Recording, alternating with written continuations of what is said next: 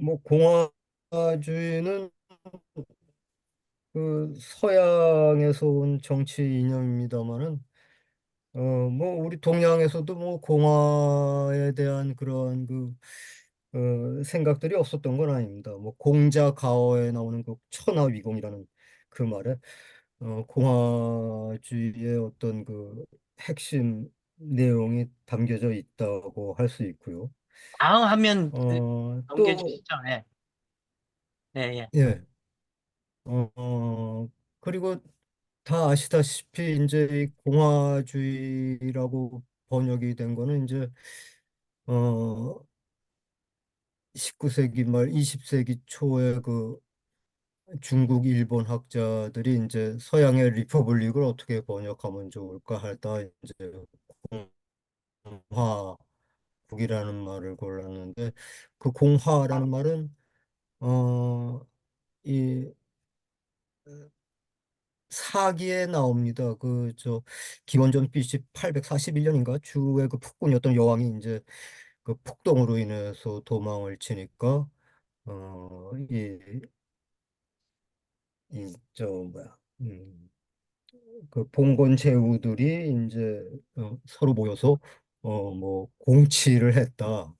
근데 그때 주도한 인물이 그 공백화였다. 그래서 이게 사람 이름이다라고 주장하는 사람도 있고 공백화라는 사람 이름이라는 주장도 있고 또 이 공화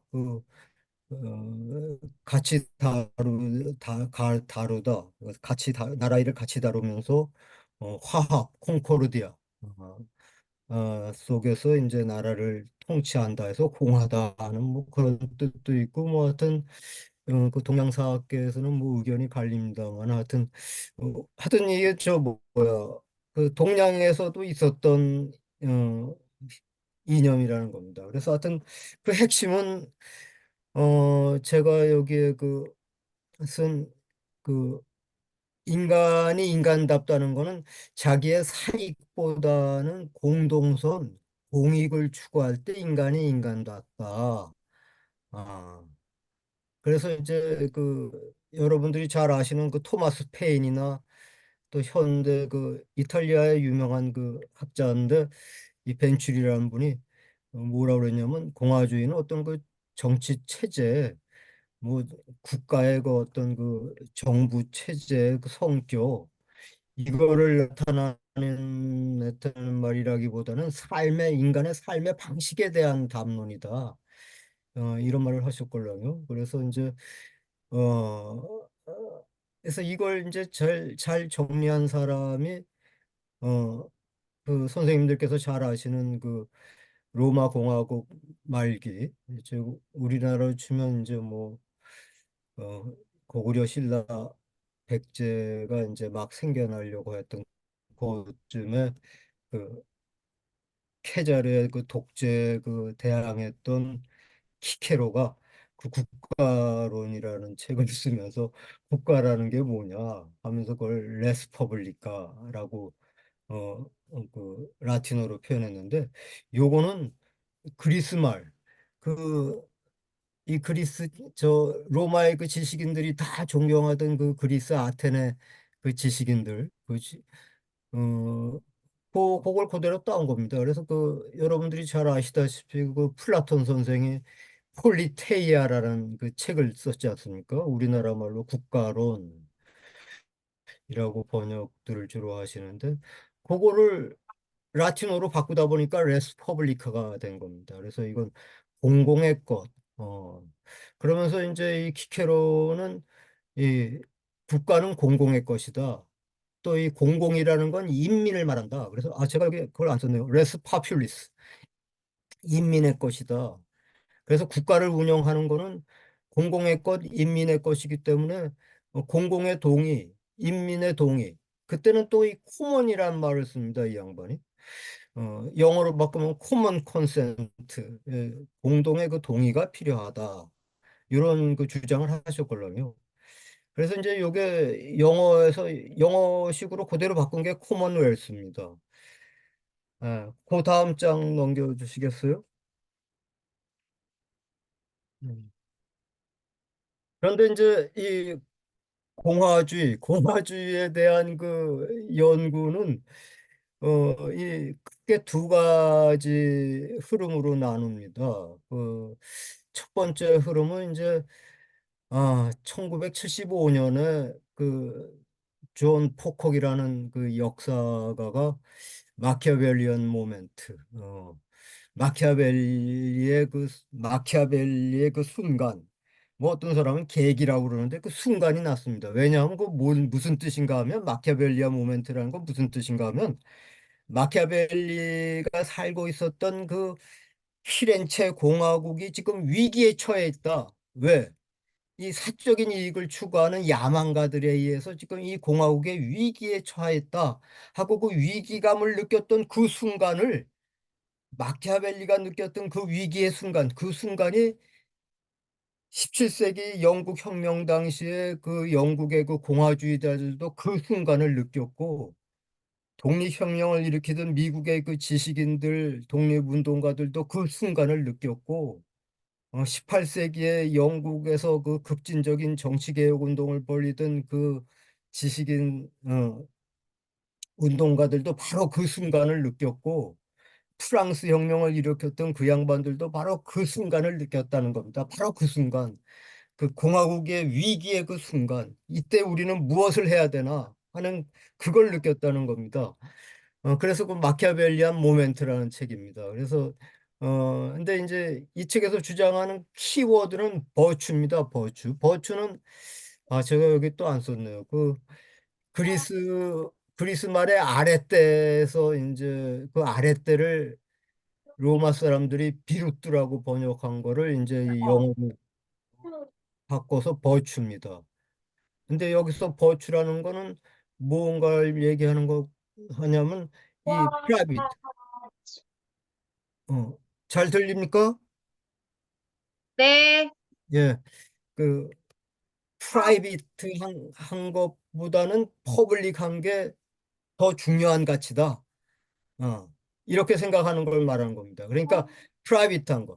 내 것만을 따지는 거는 미숙하고 설익은 것이고 그리고 뭔가가 모자라는 것이고 그 뜻이 그렇습니다. 프리바투스라는 그 라틴어의 뜻이. 그것보다는 퍼블릭, 즉 나, 나와 함께 있는 우리 공동체의 일에 관심을 가지고 공동체의 공익을 위해서 뭔가를 해야겠다고 마음을 가진 것, 퍼블릭. 이게 더 중요한 가치다라고 생각하는 그 마음가짐, 그 태도를 버추라고 불렀습니다. 그래서 이때 퍼블릭은 성숙한 그런 뜻입니다. 이 영어의 그 퓨빅, 그 음모 있지 않습니까?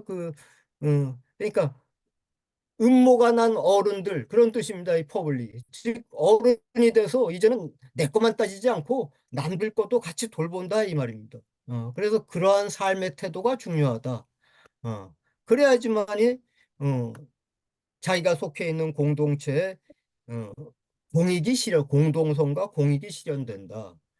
어, 그렇지 않으면은 어, 어떤 사회든지 존재하는 어떤 권력이 있는 자, 재부가 있는 자, 이런 가진 자와 있는 자들의 그 사적인 이익, 부분적인 이익이 그 힘에 의해서 공동의 이익, 공동의 복지, 뭐 이런 걸로 둔갑할 여지가 많다.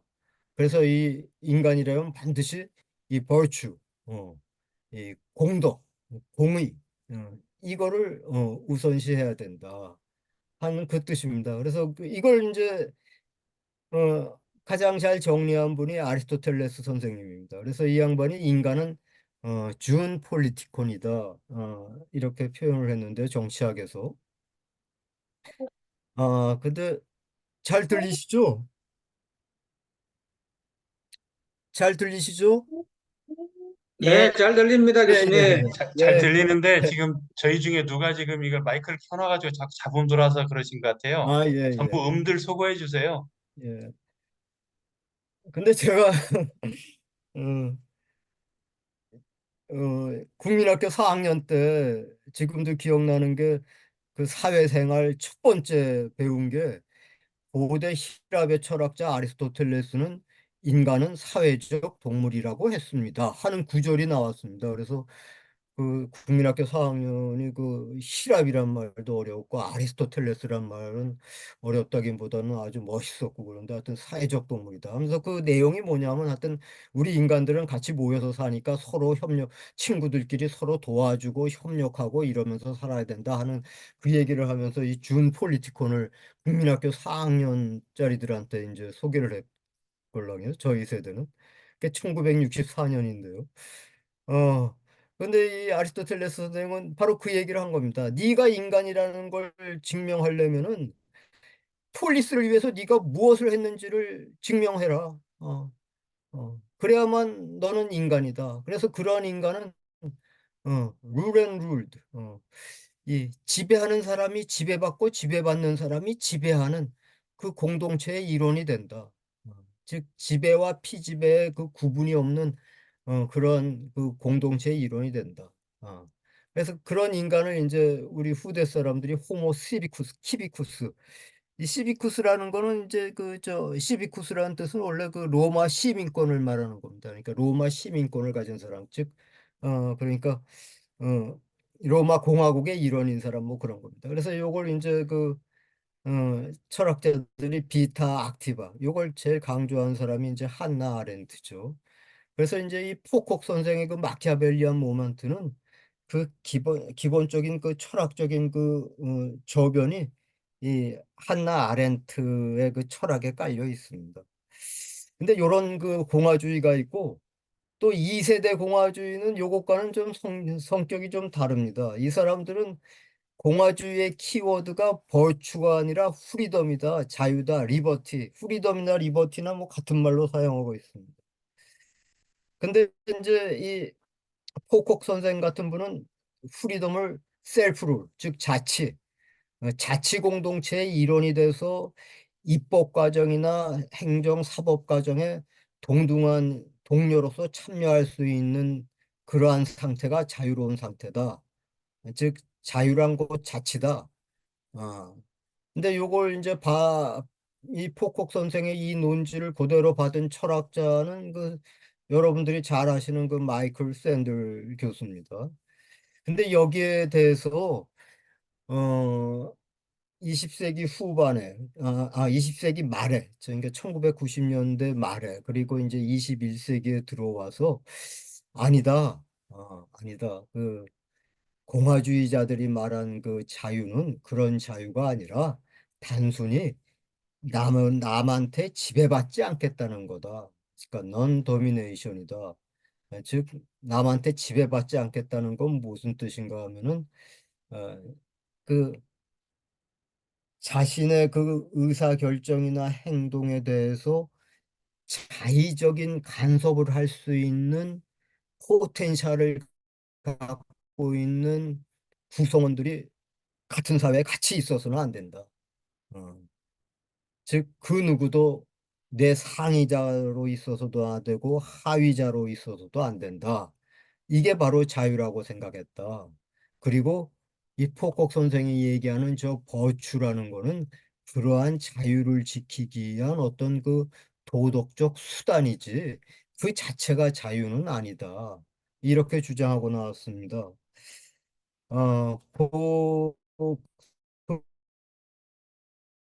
그 이유는 다른 데 있지 않습니다. 이 서양의 20세기 이후의 그 서양의 지식인들은 이 20세기의 그 전체주의의 그 악몽을 겪고 나서 늘 그 어떤 그 뭐라 그럴까 어 어떤 공포감 혹은 그 자격지심 이런 게 있습니다. 즉 개인보다 뭔가 공동체 그리고 개인의 어떤 희생 뭐 하여튼 이런 걸 주장하는 거는 이건 뭔가 파시즘 냄새가 나는 거 아닌가? 이거 뭔가 볼셰비즘이랑 연결되는 게 아닌가? 이게 무슨 전체주의가 아닌가? 이런 그 어, 뭐라 그럴까? 공포감을 갖고 있습니다. 그래서 이제 이 공화주의, 이 포콕 선생이나 샌들 선생이 얘기하는 이런 공화주의는 그러한 그 전체주의로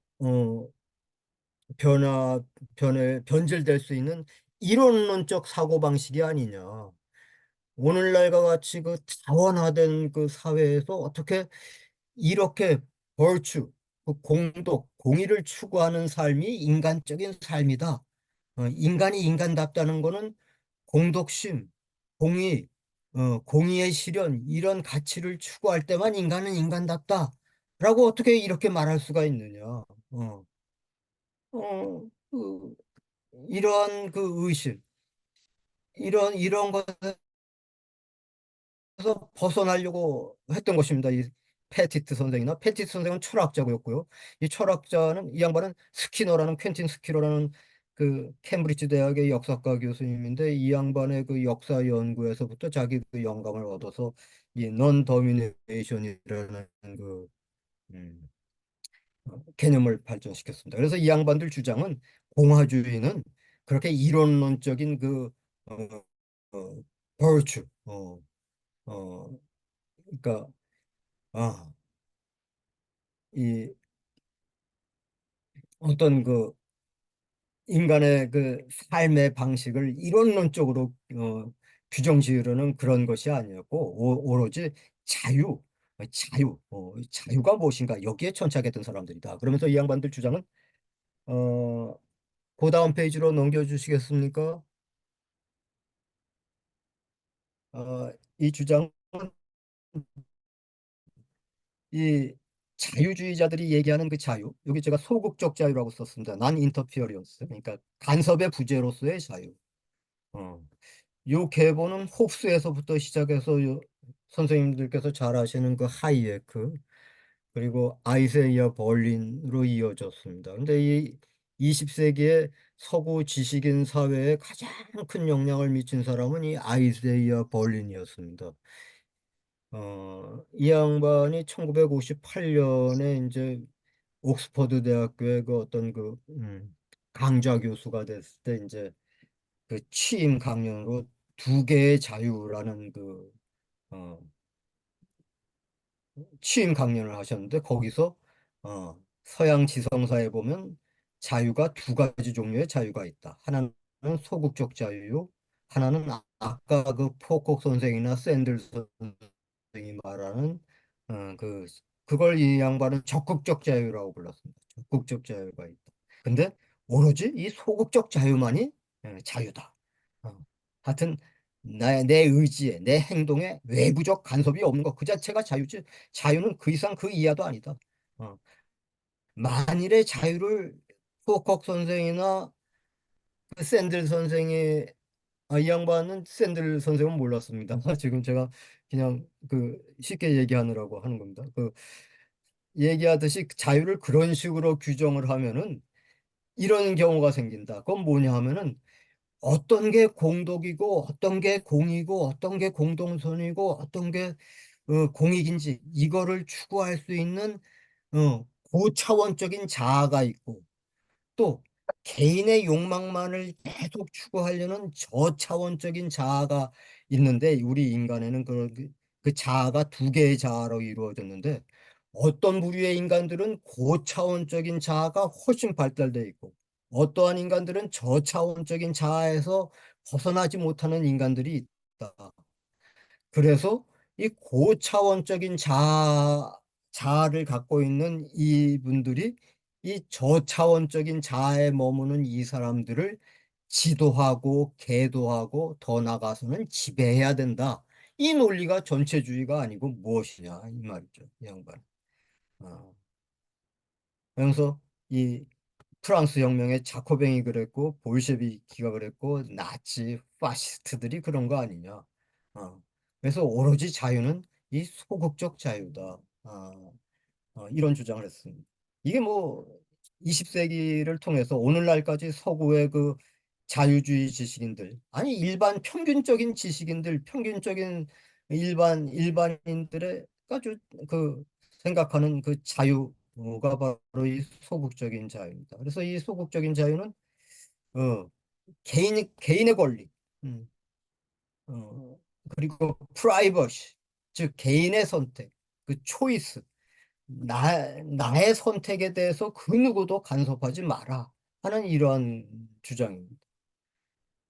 선생님들께서 잘 아시다시피 그 존 스튜어트 밀 선생이 그 자유론을 썼을 때 그 양반이 주장하는 게 그거 아닙니까? 예를 들어서 설명을 하면 내 친구가 좋지 않은 길로 빠지려고 한다. 그리고 좋지 않은 행동을 한다. 그럴 때 나는 친구로서 그 친구한테 네 선택이 잘못됐다고, 그런 선택을 하지 말라고 말리고, 또 새로 좋은 방향으로 이끌어주는 게 좋은 것인가 나쁜 것인가, 이 질문을 받았을 때 그 어떤 간섭도 나쁘다는 겁니다. 밀 선생. 자기한테 무엇이 좋은지는 자기만 안다는 거. 음. 그래서 이 자유주의자들의 주장은, 제가 여기 보면 그 라이트에 검은색 칠을 조금 칠했고, 그 밑에 있는 좋은 굿이라는 거기에 검은 칠을 칠했는데요. 이 자유주의자들 주장은 인간 관계 속에서 바른 관계, 공정한 관계, 이게 중요한 것이지, 굿, 무엇이 좋은 삶인가? 이게 중요한 건 아니다. 무엇이 좋은 삶인가는 개인이 선택하는 거지. 그걸 왜 국가와 사회, 혹은 선생님이라고 해서, 부모라고 해서, 친구라고 해서, 또 아니면 여론이라고 해서. 밀 선생님이 제일 그 경계했던 거는 이제 여론, 대중사회가 되면서 이제 여론의 힘이 강해지니까 여론이라고 해서 이런 것들이 간섭할 만한 그 권위가 없다입니다. 그 어떤 권위도 갖고 있지 않다. 그래서 이 존 롤스 선생은 뭐라고 주장했냐면, 제가 여기 그 잘못 적었습니다. 개인이 목적을 선행한다고 했는데, 그게 아니라 자아가 목적을 선행한다. 내 자아가 목적. 그러니까 인간이 추구해야 될 목적이 뭐냐. 이런 목적에 내 자아가 더 선행한다. 이 말이에요. 그래서 그러니까 이 자유주의자들은 공화주의자들의 저러한 그 삶의 방식, 어, 저런 걸 뭐라고 보냐면, 저런 걸 이제 패터널리즘, 음, 즉 가부장주의, 권위주의적인 가부장주의. 이렇게 해야지 좋은 삶인데 너 왜 나쁜 삶을 사느냐? 이렇게 해야지 좋은 삶인데 너 왜 어, 잘못된 방향으로 나가느냐? 이렇게 남의 일에 간섭하려고 하는 그러한 그 패터널리즘에 빠지게 된다는 거죠. 근데 이 패터널리즘은 이 밀 선생은 누구로부터 이런 걸 배웠냐면, 여러분들 잘 아는 그 독일 유학 갔다 오신 분들은 잘 아시겠지만, 그 베르린 대학 이름이 뭐죠? 그 양반 이름 까먹었네 내가. 어, humboldt, 그 선생님, 예? humboldt, humboldt. humboldt. 예. 예, humboldt 선생의 생각에서 나온 겁니다. 그 어떤 간섭도 인간이 인간을 선하게 하지 못한다. 즉 인간이 선하게 되는 것은 자기 자기가 스스로 깨우쳐서 그렇게 되는 거지, 남의 간섭, 남의 지도, 남의 계도를 통해서 그렇게 되는 건 아니다. 그리고 이제 이 양반들은, 이 자유주의는 기본적으로 낙관주의적인 인간관과 세계관을 갖고 있습니다. 그 우리가 익히 들어온 그 보이지 않는 손, 이렇게 서로 욕망이 서로 충돌이 돼도 보이지 않는 손에 의해서 다 조화가 된다 하는 그 낙관주의. 즉 이 humboldt 선생도 그런 낙관론자였습니다. 인간은 스스로 무엇이 진리고 무엇이 자기한테 좋고 무엇이 음, 사회에 공헌할 수 있는 지식이, 스스로를 알아나갈 수 있고 스스로를 개척할 수 있는 능력이 인간한테는 다 있는데, 그걸 왜 섣불리 타인이 간섭하려고 하느냐. 그러면 안 된다. 그 얘기입니다. 어, 여기에 대해서 공화주의는 이 비관론에 입각해 있습니다. 이 공화주의자들 얘기는 뭐냐 하면은, 마키아벨리나 이 서양의 공화주의자들 얘기는 뭐냐면, 인간들이 처음에는 좋은 생각으로 좋은 삶의 방식을 취하면서 좋은 나라를 만들자고 모여서 좋은 나라를 만들었지만, 이 시간 속에 들어가면 모든 것이 변질돼 버린다는 겁니다. 그래서 이 시간의 흐름이라는 것이 first principle, 첫 번째 원리, 인간이 첫 번째 가졌던 그 고안 그 원리로부터 자꾸만 퇴행을 해서 점점 인간이 이기적인 인간이 돼가고, 점점 남을 짓밟으려고 하고, 점점 어, 자신만의 쾌락을 추구하고 그런 인간들로 변해가기 때문에 공동체도 타락한다 이 말입니다. 그래서 바로 그런데 거기에 가장 큰 영향을 미치는 것이 바로 돈과 권력이라는 겁니다. 어, 어. 그래서 늘, 어, 이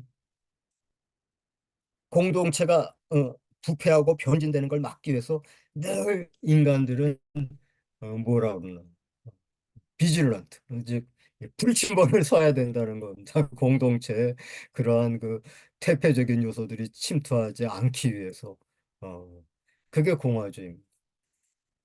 다음 페이지 넘겨주십시오.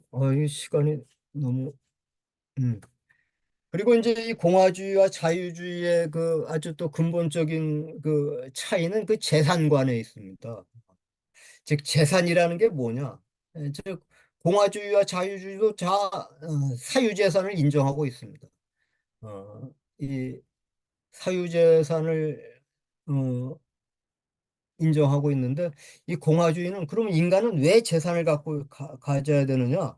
그건 인격의 독립, 즉 남한테 꿀리지 않기 위해서, 남한테 의존하지 않기 위해서, 어, 남한테 꿀리지 않을 만큼의 그 자기의 그 인격의 독립성을 담보하는 그 물질적 토대로서의 그 재산, 재산은 거기까지만 기능하면 된다는 겁니다.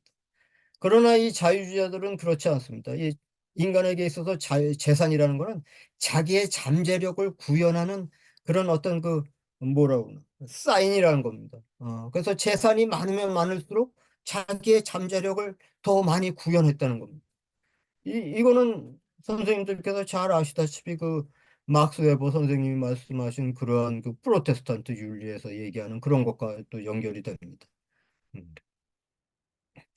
그다음에 이 공화주의 재산관이 주장하는 거는 왜, 어, 인간은 그러면 왜, 그래서 이 공화주의 재산관에 의한다면은 그 인격의 독립을 담보할 만큼의 재산을 넘어서 갖고 있는 그 재산은 인격을 오히려 타락시킨다는 겁니다.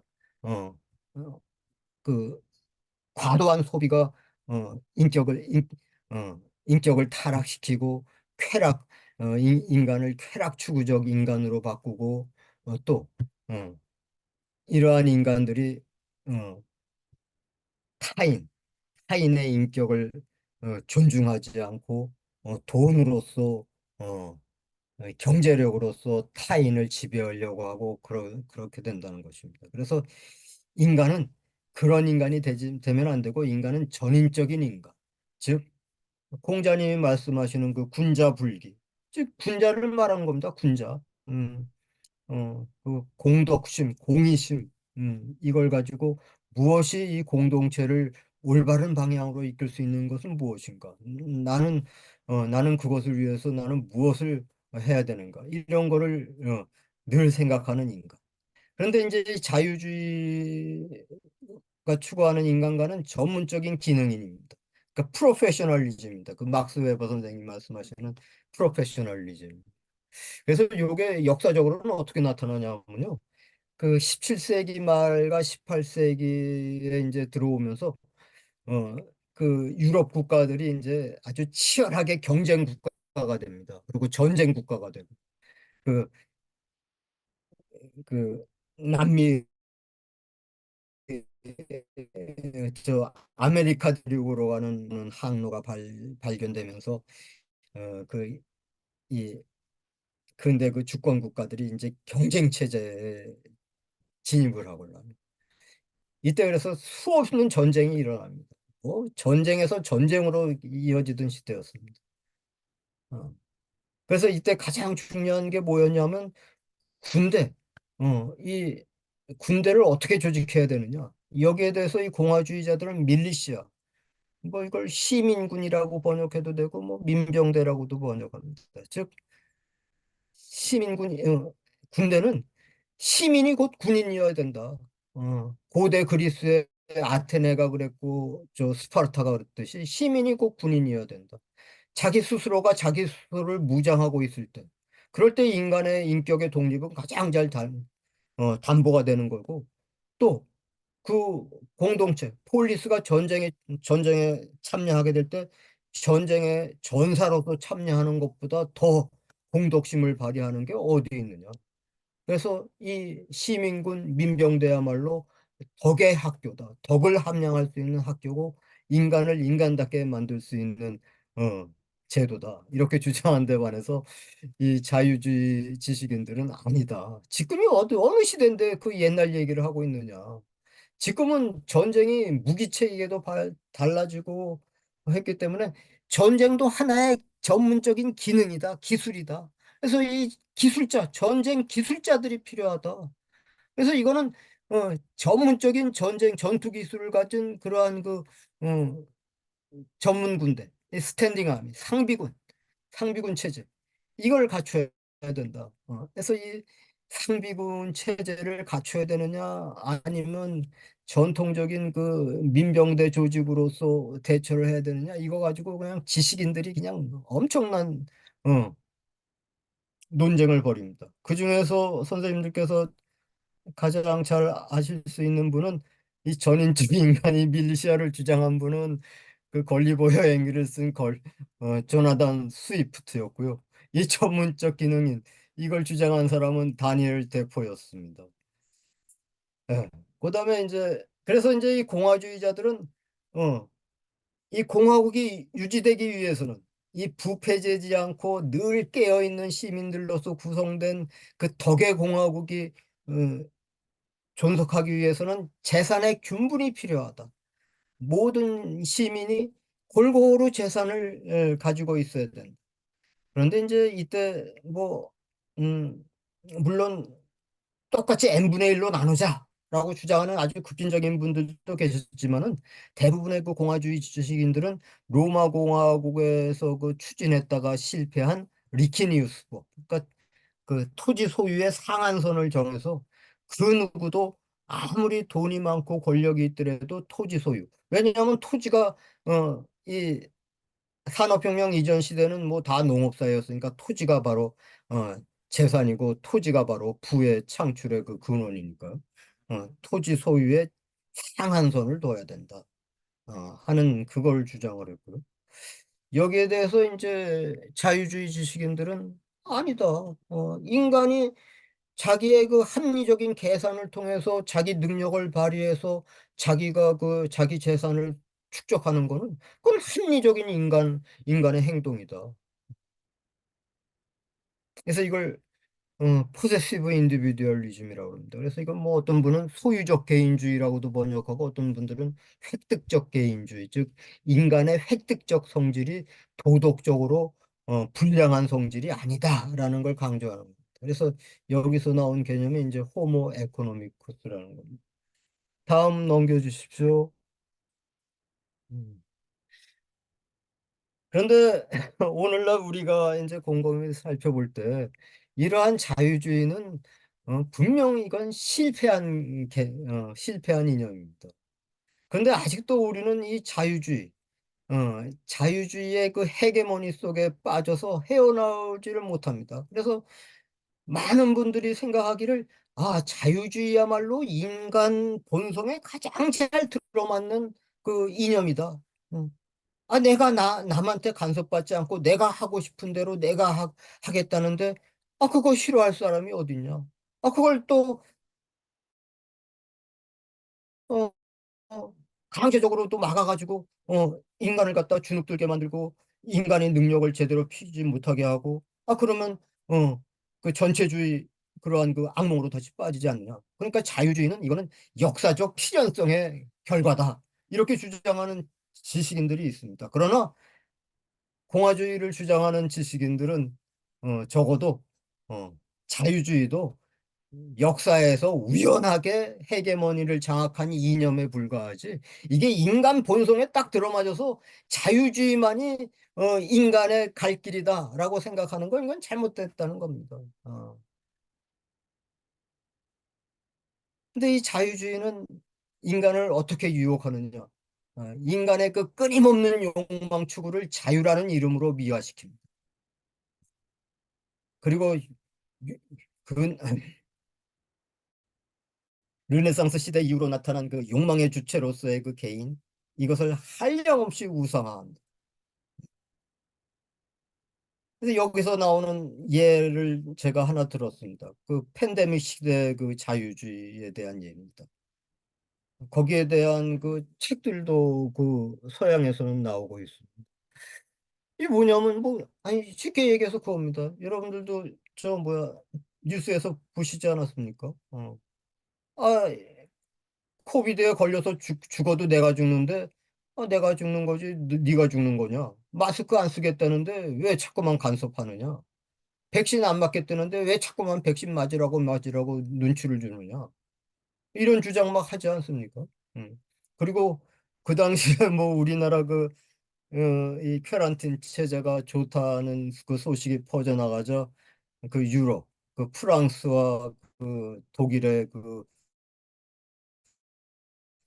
변호사들이 저 남한에서 하는 건 저건 보건 파시즘이다. 또 우리나라 지식인 중에서도 이 보건 파시즘이란 말을 쓰는 지식인을 제가 봤습니다. 그래서 어, 그 개인의 욕망의 주체로서의 개인 여기에 뭔가 흠집을 되면 전부 다 전체주의로 바로 오늘날 그 윤석열이 하는 자유 타령이 바로 이것과 일맥상통한 거 아니고 무엇이고. 그래서 무조건 뭐 규제를 없애야 돼. 규제를 무조건 풀어라 하면 정부가 무슨 필요가 있습니까? 시민단체나 뭐 알아서 YMCA가 알아서 시민들 한테 캠페인을 벌여서 알아서 하면 되는 거고 어, 정부가 무슨 필요가 있습니까? 정부가 있는 건 규제. 공동선 공익을 위해서 개인의 욕망을 규제하라고 정부가 있는 거 아닙니까? 어, 음, 무슨 자유?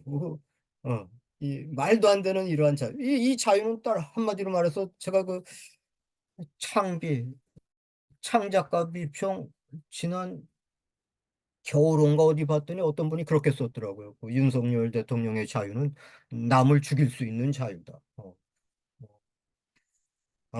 근데 참 기가 막힌 노릇입니다.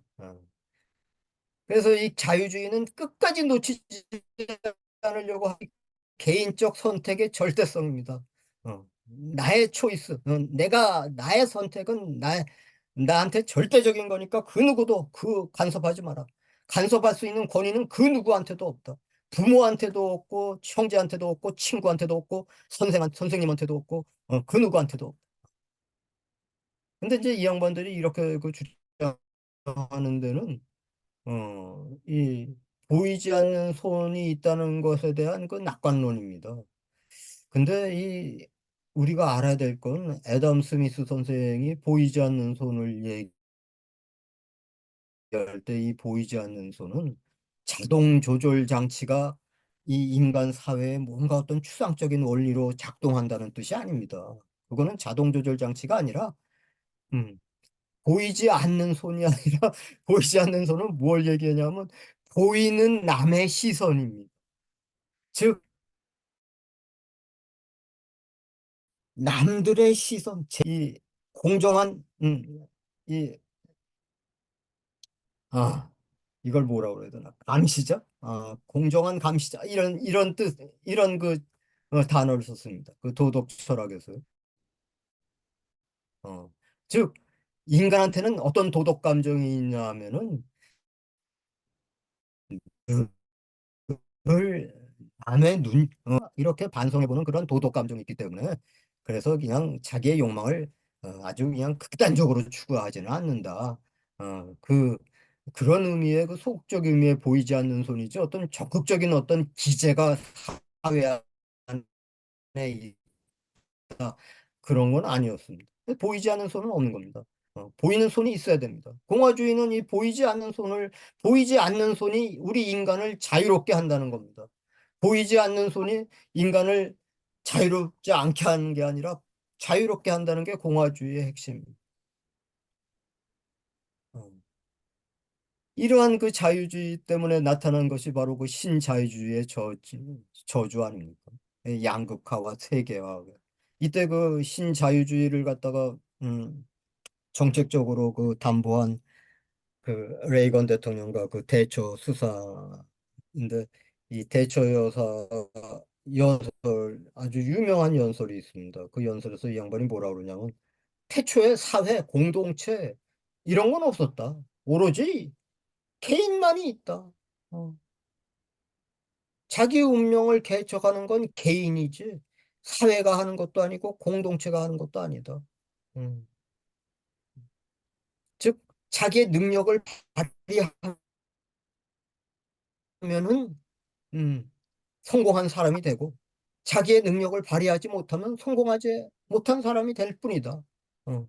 여기에서 이제 그 양극화가 이 세계적인 현상으로 퍼져나간 게 아니겠습니까? 예. 그 다음으로 그 다음 넘겨주십시오. 예. 그래서 이제 이 자유주의는 인간으로 하여금 끊임없는 욕망의 사다리 오르기를 재촉합니다. 그래서 그, 그 독일에서 활약하시는 그 한병철 선생님이라는 그 철학자가 계신데 그 양반이 그 피로 사회 또 어 무슨 사회 뭐 하여튼 여러 책을 썼는데 아주 그 감명적이더라고요. 그래서 이 피로 사회 즉 욕망의 사다리를 성공적으로 올리기 위해서는 개인 스스로를 관리하고 스스로를 뭐라 그러나 개발해야 되는 사회. 그래서 늘 이 피로 속에서 사는 사회가 되고 여기서는 성공한 극소수가 지배하는 것이 당연히 되고 당연시 되는데 그건 왜 당연시 되냐면 저 사람은 능력이 있어서 성공한 것이 아니지 않느냐. 어, 능력이 있으니까 우리보다 상위자가 된 게 아니냐. 이 메리토크라시가 아주 어, 뿌리 깊게 뭐라고 어, 어, 내면화되고 그러면서 이제 그 마이클 샌들 선생이 말씀하신 그 책에서 주장하는 것처럼 공정하다. 아, 이 메리토크라시는 공정하다. 왜? 아, 저 사람은 나보다 공부를 열심히 해서 더 출세했으니까 나보다 많이 벌고 나한테 이거 해라 저거 해라 시키는 사람이 되는 거고. 나는 공부를 덜 잘못해서 어, 학교를 못 가든지 좋은 학교를 못 가든지 해서 나는 덜 벌고 하는 이건 공정한 것이 아니에요. 저는 이 공정하다는 착각. 이게 인간 사회를 더욱더 비인간화 시킨다. 제가 정말 요새 정말 충격을 받은 건 지난번에 그 의사 선생님들 그 파동을 일으킬 때 보니까 그 의대생들이 갖고 나온 손팻말을 보니까 뭐라고 돼 있냐면 1등 하던 의사한테 진료받으시겠습니까? 8등, 9등 하던 의사한테 진료받으시겠습니까? 이런 손팻말을 써갖고 나왔더라고요. 근데, 야, 아무리 그 의사들이라고 하더라도 그 의과대학 교수님 중에서도 그렇지 않은 교수님들이 있었을 텐데 저런 거는 그거는 좀 너무한 손팻말이 아니냐. 이렇게 지도하는 선생도 없었나 하는, 어, 그런 생각이 들었습니다. 여기 시간이 네. 많이 지나서요. 한 어, 10분 예, 정도만 더 예. 하셔야 돼요. 예. 빨리 좀 나가주시죠. 예. 예.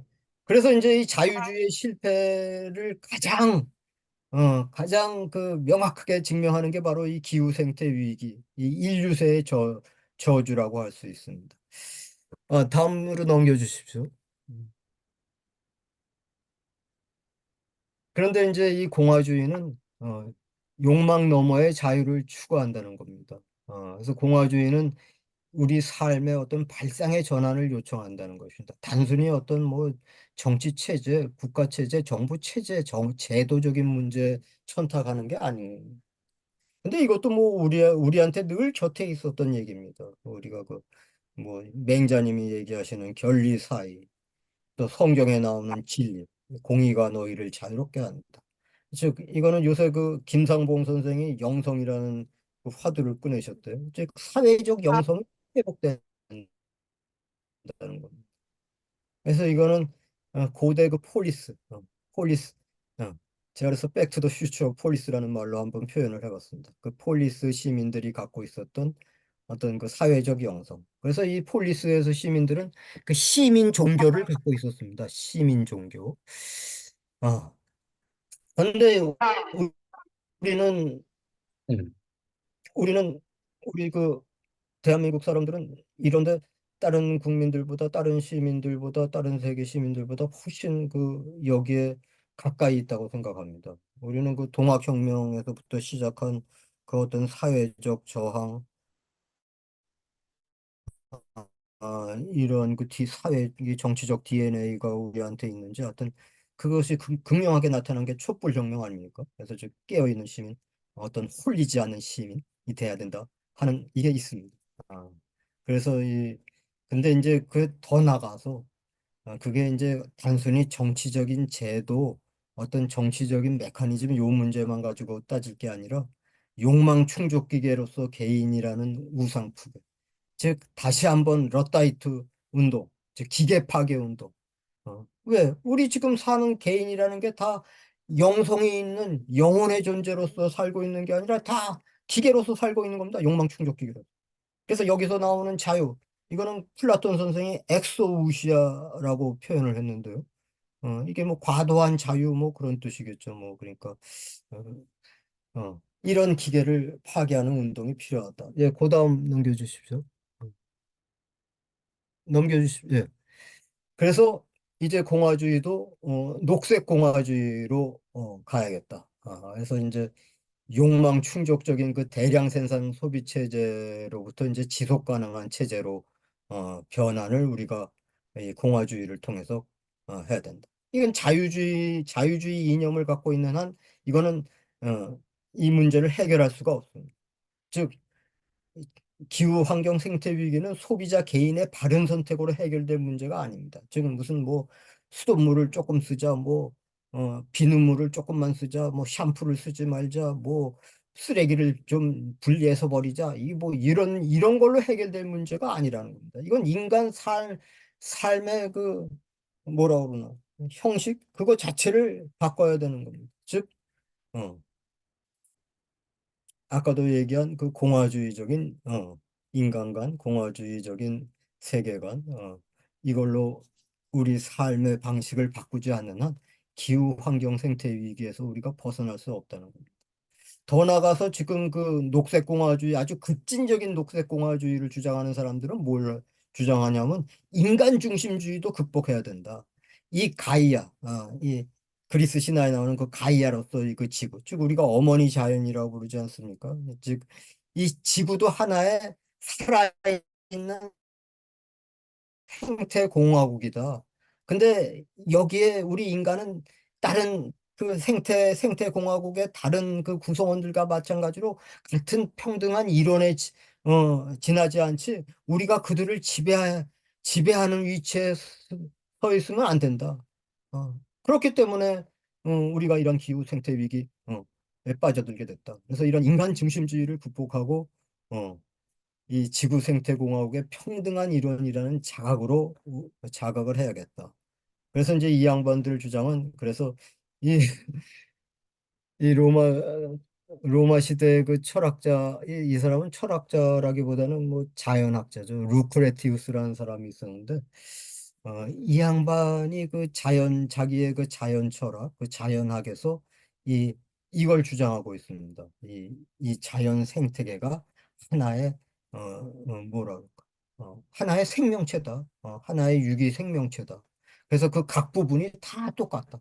그러면서 이제 이 급진적인 녹색 공화주의를 주장하는 사람들의 연구에 의한다면 이 루크레티우스를 비롯한 그 고전적인 그 자연학자들이 그 자연 생태 공화국 이거를 표현을 할 때 키케로나 리비우스나 이러한 사람들이 그 정치 사회 세계를 표현했을 것 같은 것과 마찬가지 수사로서 또 마찬가지 개념으로서 이 자연 생태 어, 공화국을 묘사를 했다고 합니다. 근데 제가 이 루크레티우스를 읽지를 못해서 여기에 대한 더 많은 정보는 선생님들한테 제공을 못 해드리겠습니다. 죄송합니다.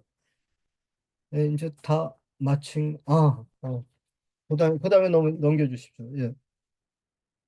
그다음에 이제 포용적 공화국. 근데 저는 포괄이라는 말이 더 저한테는 끌립니다. 왜냐하면 포용한다 그러면 마치 뭘 봐주는 것처럼 뭐 좀 이렇게 좀 모자라지만 봐준다. 뭐 잘못했지만 봐준다. 이런 느낌이 들어서 포괄이 좀 중립적이지 않나 해서 포괄적. 근데 이 얘기는 뭐냐면 우리나라는 우리 공화국을 세울 때, 즉 대한민국 임시정부가 세워질 때부터 상균주의를 내세웠습니다. 선생님들께서 뭐 상균주의는 다 아시리라고 있습니다. 상균주의를 그래서 계승해 오고 있습니다. 그래서 재헌헌법은 그 전문에서 상균주의를 계승한 것을 아주 뚜렷하게 표현합니다. 그래서 국민 생활의 균등한 향상을 꾀해야 된다. 그리고 더 나가서 이제 그 84조에 보면 사회정의 안에서만 경제적 자유가 보장된다. 이 경제적 자유가 이제 그 자유주의자들이 말하는 자유, 윤석열이 말하는 자유 아닙니까? 어. 왜 여기다 저 카페를 져서 돈도 좀 벌고 고용을 창출하고 싶은데 왜 한강이 흘러간다고 그걸 거기다 못 짓게 하느냐. 뭐 이런 자유를 누가 이렇게 규제를 하느냐. 이런 자유. 근데 이건 사회정의 안에서만 보장한다 하는 조항이 분명히 있습니다. 그다음에 34조에 보면 노동자들의 사기업의 이익, 노동자들도 사기업의 이익을 준점할 수 있는 권한이 있다. 즉, 그리고 보편적 복지를 규정해 놨습니다. 예, 다음으로 넘겨주십시오. 그리고 우리나라 1987년 헌법도 시장의 지배를 막기 위해서 국가가 개입해야 한다 하는 조항을 119조에 분명히 못 박아두고 있습니다. 즉 이거는 우리나라가 자유시장 경제를 자유시장 경제를 추정하는 자유민주주의 공화국이 아니라 사회적 공화국이라는 걸 우리가 이 헌법에 못 박아놓은 겁니다. 그래서 이걸 제일 잘 아시는 분이 홍준표 대구시장이세요. 이 양반은 늘 주장합니다. 개헌시 1순위로 개정해야 조항이 바로 이 119조다. 이거는 자유시장 경제체제를 부인하는 조항이기 때문에 만일에 7공화국 헌법을 개정한다면 119조 이것부터 폐지해야 된다. 이렇게 주장하고 있습니다. 이 양반이 뭔가 우파에서는 뭔가 알아도 제대로 알고 있는 사람입니다.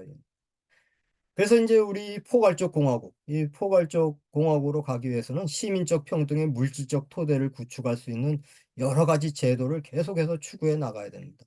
그래서 기본소득제라든지 보편적 복지제도, 공공재의 확충과 사유역량의 금지, 토지권 개념. 그 다음 넘겨주십시오. 그 다음에 이제 직접 민주공화국의 꿈. 근데 이제 이 공화주의자들 가운데서는 이런 얘기를 하시는 분들이 있습니다. 근데 이 대의제를 하는 한 이러한 그 공화주의의 꿈을 실현할 수가 없다. 왜 대의제? 대의제로 그 정치 체제가 변질되는 한 이거는 어, 로비, 이 뭐라 그럴까? 이해관계 집단들의 로비로 어, 로비 전쟁으로 그 정치가 바뀐다. 따라서 시민들이 직접 입법 과정에 참여하고 행정 과정에 참여하고 사법 과정에 어떤 수준든지 참여해야 된다. 그래서 이제 아테네 민주정이 시행했던 그 추첨제, 위원회제, 추첨을 통해서 누구라도 내가 여기에 대해서 뭔가 가서 뭔가를 해보고 싶다라고 생각하는 사람들은 하여튼 모아서 추첨을 통해서 뭔가 위원회를 조직해서 입법, 행정, 사법에 직접 참여하게 해야 됩니다. 또 로마 공화국의 그 호민관제, 즉 어떤 입법, 행정, 사법 권력의 그 결정 사항에 대해서 거부권을 갖는 호민관이라는 게 필요하다. 네, 그 다음 넘겨주십시오. 네, 이제 끝입니다. 네. 어, 그래서 이제 그 구체적인 내용은 제가 여기다 썼습니다. 그래서 이제 사법부의 경우에는 이제 모든 재판에 추첨으로 선출된 배심원제가 이제 어, 도입이 돼야 되고 행정부의 그 재량권, 예를 들어서 대통령의 인사권, 사명권, 법률안 제1심의권, 무분별한 그 시행령 제정 이런 거에 대해서 거부권을 가질 수 있는 행정호민관을 어, 자기가 행정호민관을 한번 해보고 싶다는 사람들 모아서 추첨으로 선출하면 되는 겁니다. 그다음에 검찰의 기소독점권, 경찰의 수사개시권 이런 거에 대해서 호민 어, 이 호민관제를 둬야 됩니다. 그다음에 이제 이 입법기관, 입법기관이 음, 이 이해관계 단체들의 눈치를 보지 않게 하기 위해서는 어, 이 입법의 과정에서도 추첨으로 선출된, 즉 무작위로 선출된 일반 시민들이 호민관으로서 참여해서 거부권을 행사할 수 있는 이런 걸 주장하는 사람들이 있습니다. 그래서 선생님들은 좀 뜻밖이라고 생각할지 모르겠지만 그 시카고 대학의 맥컴릭이라는 교수님이 계시는데 이 양반은 이 마키아벨리의 그 주장의 핵심이 마키아벨리는 그 민주주의자였다는 겁니다. 그래서 이제 마키아벨리의 핵심이 바로 이러한 그 직접 민주제, 그 호민관제, 그리고 위원회제, 뭐 그래서 이런 걸 갖다 이제 이 양반은 뭐 미국에서는 뭐 주마다 몇백 명을 뽑고 뭐 어떡하고 뭐 이런 식으로 주장을 하는 그런 분들도 계십니다. 그리고 우리나라에도 계십니다. 그 옛날에 그 녹색평론 발행하시던 그 김종철 선생님을 중심으로 해서 이제 이 직접 민주주의, 그래서 이제 이 마을에서부터 출발해서 그 단위를 넓혀서 직접 민주주의를 해야 된다 이러한 그 주장이 있었습니다. 네, 제가 그냥 투서 없이 여기까지 얘기했습니다. 네, 너무 예, 길어져서 죄송합니다. 예, 굉장히 방대한 내용을 저기 쉽게 알려주신 것 같습니다. 토론은 저기 임채영 교수님, 예, 해주시죠. 예. 네, 좀 공유하겠습니다. 네, 조성래 교수님 너무 반갑습니다. 저 꼭 뵙고 싶거든요. 여기서 뵙게 되네요. 예, 제가 아마 교수님 책이랑 논문을 다 본 것 같거든요. 예, 너무 감사하고요. 그다음에 이 이후에는 뭐 제가 인사를 드렸으니까 다음에 전화를 해서 좀 여쭤보겠습니다. 예, 오늘 제가 주로 할 이야기는 그 조선래 선생님은 이론 파트, 역사 파트 이렇게 하셨으니까 철학적으로, 역사적으로 저는 그게 현실에서 어떻게 작동할 수 있는가 공화주의가 특히 한국 현실에서 이 이야기를 주로 하려고 하고요. 그다음에 저는 그러니까 뭐지 행정학 정치학이니까 여기 레스푸블리카 하는 게 본래는 추상적인 개념이거든요. 그 땅으로 내려오면 질서나 제도를 어떻게 구현되느냐 하는 게 조금 관심이 많고요. 또 하나는 그 마키아벨리 모먼트인데 이게 1494년이 그게 500년이 됐거든요. 그리고 그다음에 미국 그 뭐지 독립전쟁 같은 것도 지금 200년이 됐고 그런데 지금 그때 논의들을 가지고 아니면 로마 시대 때 서양의 논의를 가지고 지금 한국에서 이야기하는데 지금 21세기 이런 현실하고 어떻게 조응하는가 이런 게 좀 뭐 관심이고요. 또 하나는 그 레스퍼블리카라고 하는 게 이게 서양에서 출발했는데 그 우리나라에서 일어나고 있는 지금 공화적 에너지가 꼭 서양적인 것만 그거냐.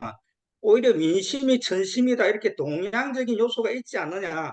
저는 그 공화주의에 관심을 가진 거는 2006년 그 참정부 마지막에부터 시작됐는데요. 그게 한 20년 정도 되니까 특히 16년에 그 촛불혁명 10월 29일 거기 공화국 그때는 청계천에서 2만 명이 모여가 시작해가지고 그 다음에 탄핵까지 가는데 그러다가 처음에는 너무 흥분해가지고 그 매일매일 출석했거든요.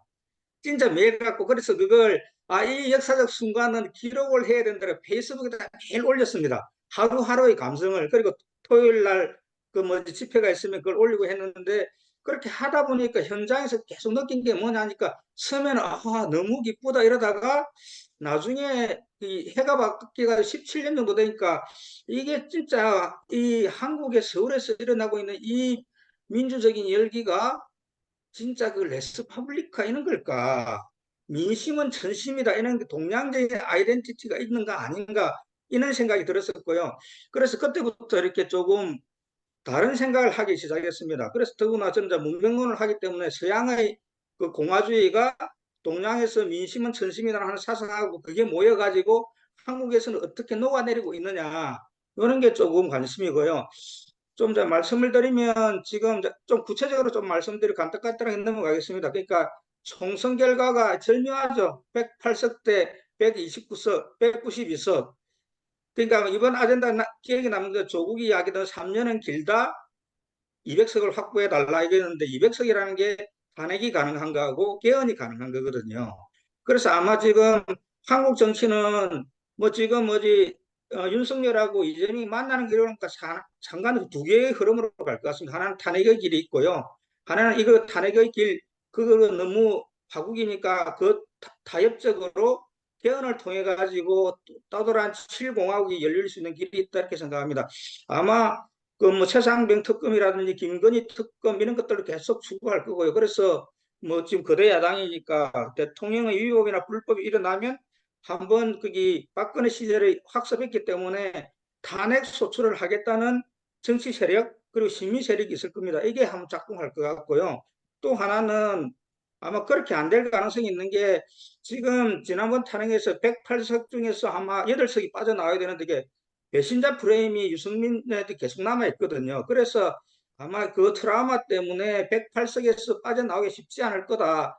그러면 어떻게 되느냐? 타협적으로 여야가 타협을 하고 대통령이 승인하는 방식으로 가는데 이게 논쟁이 많을 것 같긴 하지만은 저는 이번 하반기 국회에 개헌특위가 여야 합의로 만들어지고요. 국회의장이 본래 의장이 되면 매년 2년 동안에 거기 개헌특위를 만들거든요. 수많은 개헌 이야기가 나와 있습니다. 저 빨리 마치겠습니다. 그런데 그게 안 되거든요. 그건 아무 힘이 없습니다. 국회의장은. 그냥 자문회의에서 페이퍼를 만드는 게 불과하거든요. 이미 개헌특위에서 만든 페이퍼가 지금 아마 우리나라에 한 20개 정도 될 겁니다.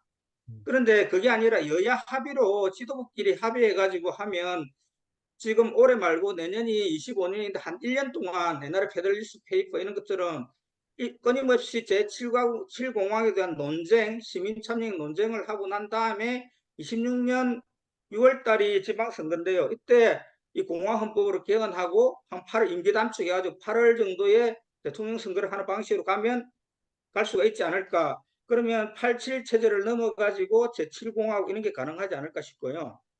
저는 그냥 87년 헌법은 민주헌법이라고 보고 다음 헌법은 공화헌법이라고 봅니다. 그러니까 87년 민주화가 6월 항쟁 이후에 그냥 심플하게 대통령 직선제를 받아들인 거거든요. 그때 헌법 조항이 크게 바뀌지 않았습니다. 그때는 거기 뭐 다양한 세력의 합의가 될 수 있던 게 그 직선제였으니까요.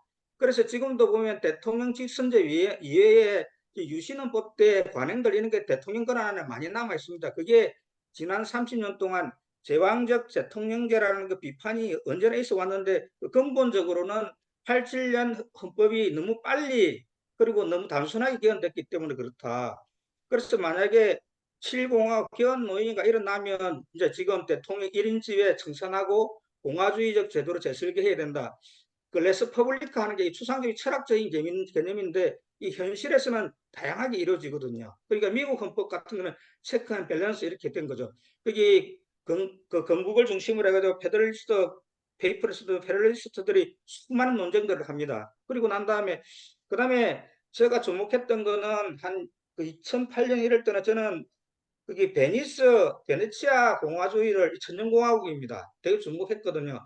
사실 마키아벨리가 이야기하는 거기는 8년 동안이거든요. 1494년부터 4년 있다가 소브라놀라가 죽고 그 다음에 4년 있다가 다시 거기 그 메디치 가문으로 넘어가는 8년인데 실질적으로 거기 피렌체에서 공화정이 존속했다고 하기는 좀 어렵습니다. 대신에 그 바로 옆에 있던 베네치아는 태생부터 해가지고 나중에 나폴레옹이 18세기 망할 때까지 천년 동안 공화국이거든요. 이때 그게 어떻게 했느냐 하면 도제라는 종신형 원수가 있고 국가 원수가 있고요. 지역이 6구조로 나눠져 있습니다. 그리고 6구조가 6개로 쪼개 있는 그냥 코퍼라티바들이죠. 거기서 만장일치제가 돼야 제도로 통과하고 이런 식인데 공화주의적 합의 정치 이런 것들이 베네치아에서 있었고 그런 것처럼 우리나라 지금 87 체제 여기는 1인 군주제인 요소가 많은데 이게 1인 지배가 아니라 공화 원리에 의해서 재조정되게 해야 된다. 예를 들면 뭐 아까 조성래 선생님께서도 마지막에 여러 가지 말씀을 하셨는데 그런 제도뿐만 아니라 뭐 감사원의 회계감사권 이거 국회로 넘기는 문제 그다음에 대부분을 임명할 때 지금은 워낙 대법관 임명하고 할 때 대통령 입김이 너무 많이 작용합니다. 미국식 제도를 좀 받아들이는 것들 이런 식으로 한 다음 1년 동안에 열어놓고 제도를 어떻게 재설계할 건가 이런 이야기들이 있을 수 있을 것 같고요. 그래서 저는 심플하게 87년 민주헌법이고 다음은 공화헌법으로도 개헌이다. 그 대통령의 권한을 줄이는 것 그런 거고요. 그다음에 지금 우리가 뭐 헌법에는 지방정부라는 말도 없지 않습니까? 다음에는 무조건 지방정부가 들어가고 분권형 게 이루어지겠죠. 이렇게 다양한 의제들이 나올 것 같습니다. 그 핵심은 뭐냐 하면 중앙집권제이고 대통령 중심제의 제도들을 좀 더 공화의 원리에 맞게 그렇게 개헌하는 거다. 이렇게 말씀드리고요. 그 다음에 말씀드린 것처럼 고민이 동아시아 공화주의, 이게 고전적인 그 서양의 공화주의가 어떻게 다른가 이런 게 좀 고민이 돼야 된다는 생각하는데요. 복학책에도 나와 있지만 보에티우스 이 사람이 한 6세기 정도의 사람인데요. 중세 철학을 좌우한 사람이거든요. 중세적인 삶은 뭐냐면 히타 콤플라타티바 이렇게 기도하는 삶이죠. 조용하게. 이게 일상의 삶이고요. 개인의 안식과 자유. 하나가 더 피타 악티바 이게 이랬는데 이게 나중에 한나 아렌트에 가지고 이게 재조명돼서 그런데 이게 나중에 피타 악티바 이게 피렌체에서도 그러고 시민적 삶, 행동적 삶을 이야기하는 이게 핵심적인 공화주의적인 아이디어 같습니다. 그러다가 말씀드린 것처럼 16년에 촛불이 일어났는데 이게 진짜 레스파블리카 이게 근원적인 에토스가 레스파블리카일까 아니면 민심은 천심이라는 게 동아시아적인 아이덴티티가 이게 고민이었습니다. 저는 이게 두 개가 혼용이지 않을까 이런 생각을 합니다. 그 다음에 하나 좀 주목해 볼 건 또 하나는 미국도 건국 200주년이 1776년에 독립을 했으니까 이때 그 1976년에 200주년이니까 이때 그러면 미국의 건국의 이념이 뭐냐 이때 자유주의 공화주의 논쟁이 치열하게만 일어나거든요. 근데 마침 75년에 한나 아렌트가 그 뉴욕의 뉴스쿨에 있다가 죽거든요. 한나 아렌트가 살아있었으면 어떻게 될지 모르겠는데 결국 핵심은 그랬던 것 같습니다. 이게 존 로크의 자유주의 경향으로 이야기하는 사람들이 있고 법률가 중심으로 공화주의를 주장하는 사람들이 있었는데 이걸 재밌는 게 펼쳐보면 이 사람들이 바이마르 그러니까 독일이나 이쪽에서 바이마르 공화국을 경험하고 미국으로 이주한 사람들이 많거든요. 독일 지식인들. 아렌트도 그렇고 한스 바론도 그렇고 복학은 아마 저기 호주 사람 같던데요. 이건 조금 다르고요. 그다음 레인이라고 거기 존스 홉킨스의 또 역사학자 베네치아사를 썼던 이런 분들이 그 공화주의 하는 배경들을 보면 바이마르의 독일식 자유주의 이런 세례를 받았던 사람이 미국에서 와서 살아보니까 자유방임적인 미국하고 잘 안 맞아 이런 사람들이 공화주의를 많이 했다는 생각이 들고요. 그래서 아마 우리한테도 미국식 자유주의 이게 아니라 공화주의 이게 잘 맞을 거고 저는 개인적으로는 한국 공화주의는 뭘까 할 때 미국의 자유주의 이런 뿌리가 하나 있고 또 제도로서는 동아시아 관료제라든지 덕치주의 아니면 민심은 천심이다. 이는 에토스가 있지 않을까. 우리식의 공화주의를 재해석해야 된다. 이런 생각을 하고 있습니다. 말씀드린 것처럼 이제 역사적으로 보면 공화주의는 저는 거기 2006년에 참여정부 마지막 때 보면 2005년에 대연정 제한이 있었는데 이게 그 앞에 선거제하고 엮여 있을 중대 선거구제하고 엮여 있긴 했지만은 이때 혼합 정치를 하자는 이런 아이디어 같거든요. 소수와 다수의 협력, 보수와 진보의 협력, 민주화 세력과 산업화 세력의 협력. 그런데 이때 참여정부가 노무현 대통령 지지율이 10%가 안 나올 때가 되겠습니다. 제가 한 7, 8분 안으로 끝내도록 하겠습니다. 근데 그때 만약에 이걸 아리스토텔레스 수사학으로 보면 에토스, 파토스, 로고스가 있으면 그때 그게 로직은 노무현 대통령은 논리적인 사람도 없고 열세를 잘하는 사람도 없고 또한 거기 파토스, 페이소스도 연민이라 사람들이 이게 너무 좋은데 그때 거기 참여정부는 이 국민적 정서라서 에토스 있는 걸 좀 놓친 게 아닌가 이런 생각이 들었고요. 전 그때부터 이 민주화 위에 다른 담론이 필요하다 이렇게 그때 이제 말지에 공화주의에 대한 글을 한 2편 정도 그때 실었습니다. 지금 남아 있는 것 같고요. 그리고 2008년에 그때 이제 공화주의적 국정운영이라는 책을 급하게 써가지고 초고를 내고 있는데 광화문에서 촛불집에 빵 터졌거든요. 근데 후기를 썼는데 그때 너무 흥분했습니다. 야, 역시 공화주의가 왔구나. 그리고 그게 공화국이 위기에 걸쳤을 때 민주시민들이 거기서 반발을 한 거죠. 그리고 난 다음에는 이게 간헐적으로 주기적으로 일어날 거라고 생각하고 그때부터 책도 공화주의 책만 찾아가지고 사서 봤습니다. 그런데 그게 안 오더라고요. 그래서 이제 포기하고 있었는데 2016년에 다시 온 거죠. 그래서 뭐 시민적 공화주의 이런 책을 한번 썼는데 이때는 이제 문제의식이 제가 많이 달라졌습니다. 시간이 좀 지나가지고 지금 공화주의라는 게 서양식의 이론으로만 안 된다. 동양적인 아이디어를 가지고 들어와야 된다. 그게 우리의 에토스라는 생각이 들었고요. 그래서 2017년 연초부터는 그런 생각이 많이 들었고 이때 시민적 공화주의 이럴 때는 우리는 거기 동양 사상에 대한 글도 한 2편 정도 따로 넣었습니다. 그리고 제가 지금 그 노무현 재단에서 좀 같이 캔들라이트 레볼루션 이걸 지금 영문판으로 책을 준비하고 있는데 이때도 저는 그 공화주의적인 아이디어로 좀 이걸 해석하려고 합니다. 결론적으로 보면 이렇게 그런 거 제가 이야기한 한스 바론 이야기거든요. 극과 극 사이에 감막극이 있으면 공화주의 열기라는 게 감막극처럼 일어난다는 거죠. 간헐적으로 반복적으로. 이게 어느 때 일어나는지 아마 이번에 선거도 그런 거의 하축이라고 생각하거든요. 저는 2008년에 일어났었고 16년에 일어났었고 지금 일어났었고 또 일어날 거라고 생각합니다. 이게 아까 뭐 조성래 교수님 말씀하셨던 것처럼 피렌체에서 그리고 영국에서 미국 독립전쟁에서 프랑스 대혁명에서 일어났던 그런 순간들이 우리나라에 온 거라고 생각합니다. 그 다음에 제가 이제 좀 지금부터는 그 고전적 공화주의하고 좀 다른 게 뭘까 이런 생각을 하면 그 공화주의는 적극적 자유, 소극적 자유, 특히 아렌트 같은 경우도 적극적 자유를 이야기하는데 공화적 자유를 이야기하는데 지금 사람들은 개인화되고 내 삶 이런 걸 강조하고 우리나라는 자유 이런 개념이 약했는데 좀 자유가 좀 강조되는 이런 자유시민의 성장 이런 데 좀 주목해야 되지 않나 이런 생각을 하고요. 그 다음에 공화주의가 하나가 애국주의인데 일국주의죠. 그런데 이게 지금 이런 글로벌한 세상에 그리고 누구든 소통하는 세상에 이게 그 근대식 일국주의가 애국주의가 합당하냐? 공존을 어떻게 생각해야 되느냐 이런 문제가 있는데 그 우리나라 거기 19년 상해 헌법에도 세계 평화 이런 말이 들어갔습니다. 참 이게 오지랖이죠 이게. 망명 정부가 자기 살 땅도 없어가지고 남의 땅에 가들어가 새빵살이하고 있으면서도 세계 평화를 인류애를 이야기했다는 거. 그 임시약헌이 13조밖에 안 되거든요. 거기에 한 조항이 있습니다. 이렇기 때문에 본래부터 우리나라는 이게 세계 평화에 대한 갈구가 있었다. 그때 아마 파리 강화회담 때문에 영향을 받은 것 같기도 한데요. 그래서 좀 이게 일국주의 이걸 좀 넘어서야 되는 것 같고요.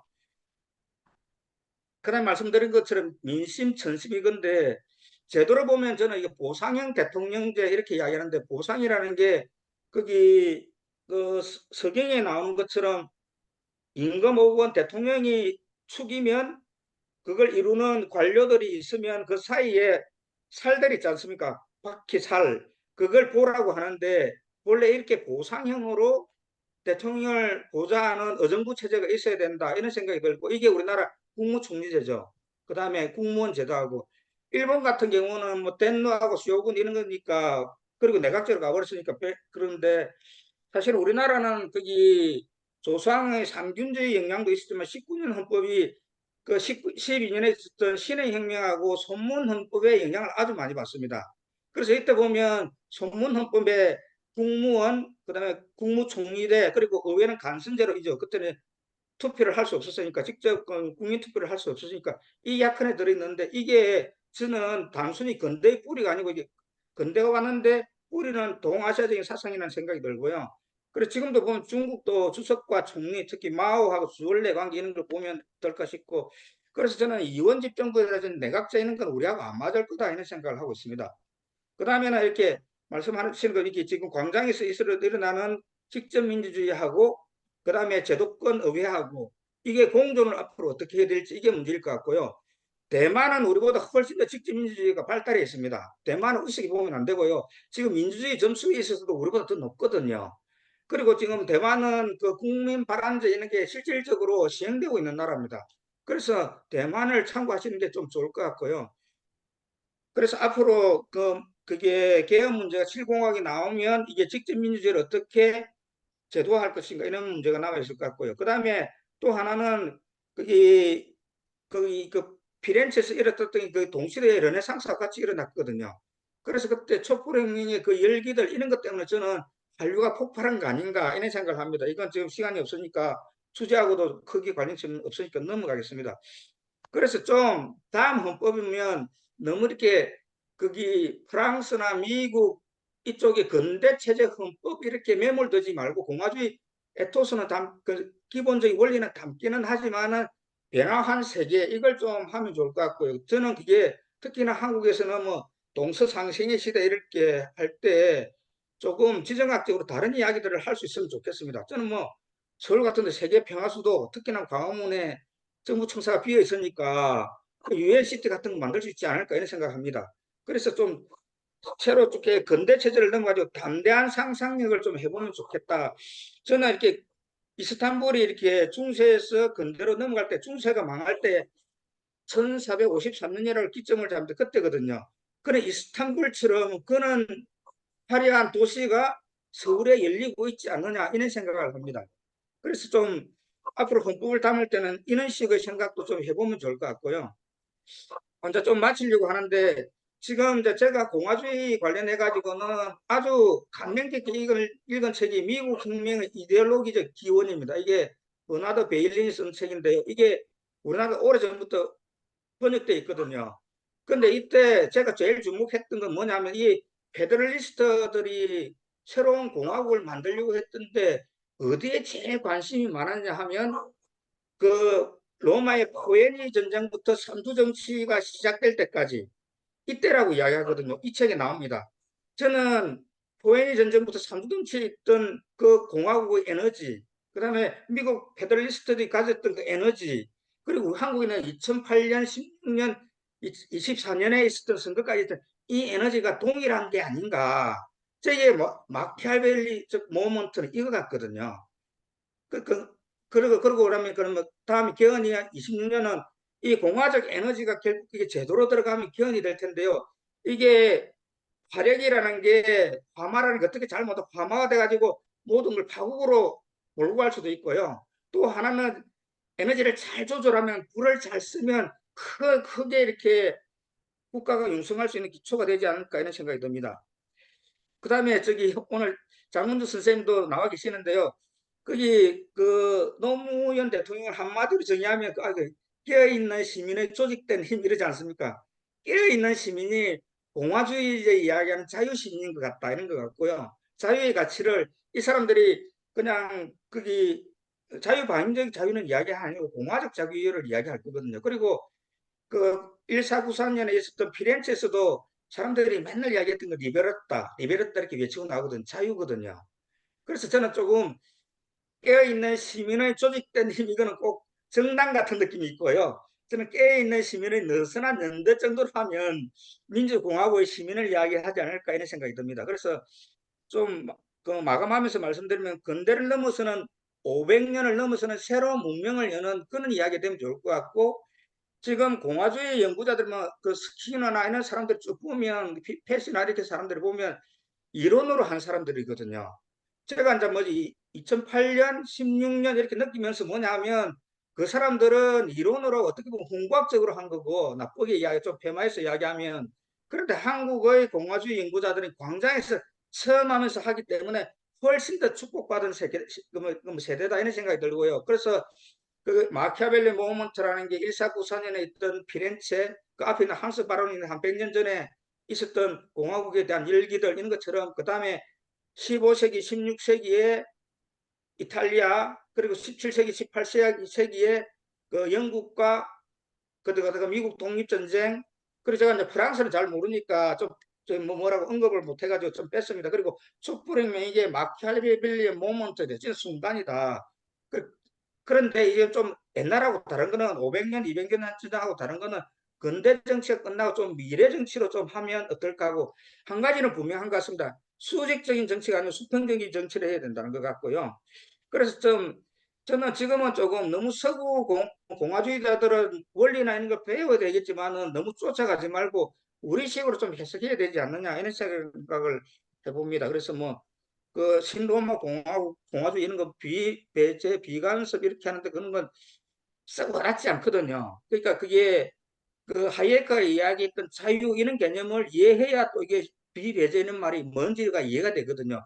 간섭의 배제가 하이에크가 자유로 보니까 그러면 그런 게 우리하고 좀 잘 안 맞을 텐데 그러면 우리는 우리식으로 좀 공화주의를 해석할 수 있지 않을까 이런 생각이 들고요. 저는 세계사적으로 보면 마키아벨리 모먼트가 피렌체에서 그리고 미국과 영국의 대서양 양안에서 그리고 우리나라에서 지금 일어나고 있다고 생각합니다. 그래서 조금 2008년, 16년, 24년 지리적으로 간헐적으로 공동체가 하나 되는 경험을 하는데 이 열기를 좀 모아가지고 제7공화국을 열었으면 좋을 것 같고요. 한 2026년 정도에는 마키아벨리의 모먼트 이게 저시 나와가지고 좀 민주헌법에서 공화헌법으로 개헌이 이루어지면 어떨까 이런 생각을 해보게 됐습니다. 네, 감사합니다.